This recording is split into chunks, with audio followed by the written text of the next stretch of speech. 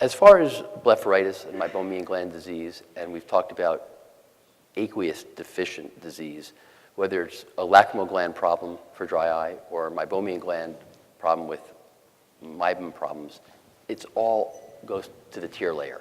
And having one that's abnormal will make a patient have a poor tear layer.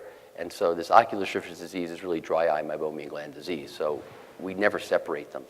In fact, all patients have some form of both of these findings. And looking at this, see the prevalence of patients who have Meibomian gland dysfunction or blepharitis, depending on your terminology. And we're mostly looking at the posterior segment, the Meibomian glands. So there was a study of 100 patients preparing for cataract surgery, which we are part of that study. And the prevalence of people just walking in for cataract surgery is about 59% of patients had this disease. Another group of patients, 50 of them with macular degeneration in that study, there were about 93% had signs of Meibomian gland disease. Again, it's across the board. We're not just looking at external disease patients. In Singapore, a study showed that 56% of patients mid-age range of 40 to 80 years old had Meibomian gland dysfunction signs and symptoms.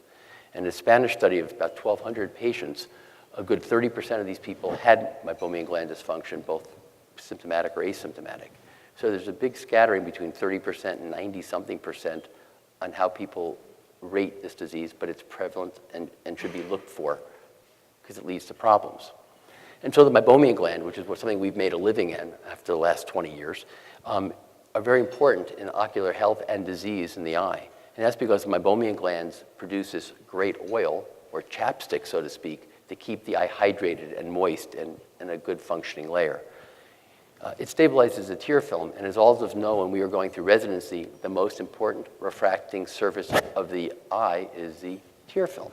And if the tear film is not of good quality, then patients don't see well. Postoperative results, whether it's refractive or cataract or refractive cataract surgery, cannot do as well as we or they would like. The Meibomian glands produce this oil which stops evaporation and keeps a good ocular surface. But not all Meibomian gland disease is obvious.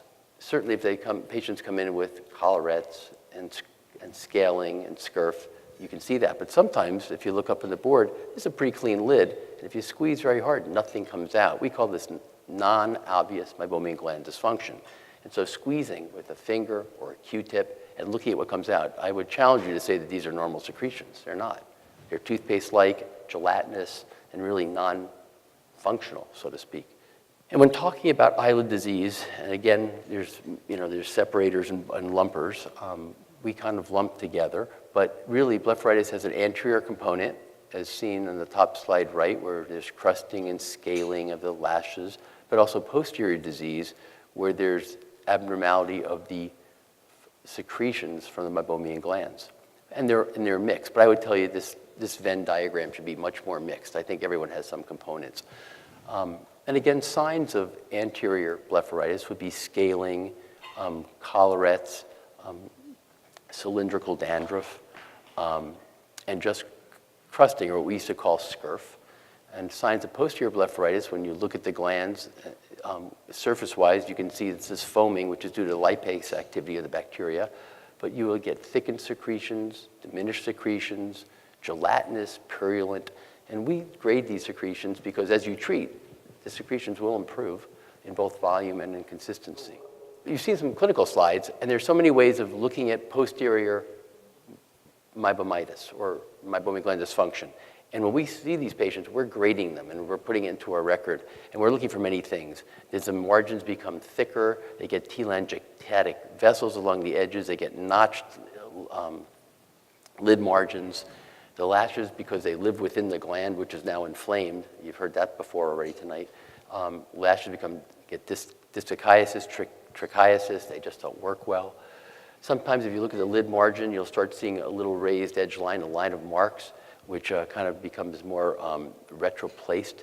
The acini, if you flip the gland over and do photographs, become kind of shriveled and just go away. The orifices become smaller. They become, ectatic. They become pouting. They don't function as well. And the secretions become abnormal, both in volume and in quality. They lose that olive oil type quality and become more pussy. And I use that word a whole lot to patients. It's not infected, but it's inflamed. The whole algorithm with treating ocular surface disease, to Gregg's point, is you want to treat patients early. You know, once they're clogged up and all keratinized, really nothing works sometimes when there's so much apoptosis and the glands have kind of degenerated fully. When you categorize all of ocular surface disease, there's tear underproduction, where we're commonly, the first step is using supplements like artificial tears. And then you could start going up to more viscous tears that have sodium hyaluronate in it, like Oasis or Blink. Preservative-free tears, because we know the preservative is also toxic to the surface, so avoiding preservative to allow the patient's SPK to heal. Sometimes we use, obviously, prescriptions like Restasis or even Xiidra, and we superdose them, sometimes even using more frequently than indicated on label. Autologous serum tears work wonderful well, but they're not easily accessible. We've provided that in our office for a while, but then now the eye banks, some of the eye banks around the country are providing serum tears for patients at a cost. In secregogues, we have been in studies, and obviously there's a lot in clinical trials with dry eye. Tear supplements, Gregg mentioned using fish oils, and there's several oral supplements that are available. Restasis and Xiidra help the ocular surface, but they also help lid disease because they're treating the inflammation on the surface that makes the lid disease worse. We do tend to lump posterior and anterior together because a lot of the treatments will help both. But if it's posterior blepharitis, it's a problem in the way the body is making the oils. And so addressing that with warm compresses, treatments such as Avenova, the omega-3 supplements to make the oils more liquefied at a lower melting temperature. That's how oral macrolides like doxycycline or azithromycin help. Probing of the duct, unclogging the oil glands helps release all the old oils and getting that out really helps the patient, and using LipiFlow. On anterior blepharitis, we really want to calm down the inflammation. That's why we commonly will use steroids like Maxitrol or Tobradex ointment. Addressing Demodex and even vitamin ointment has been helpful in these types of patients.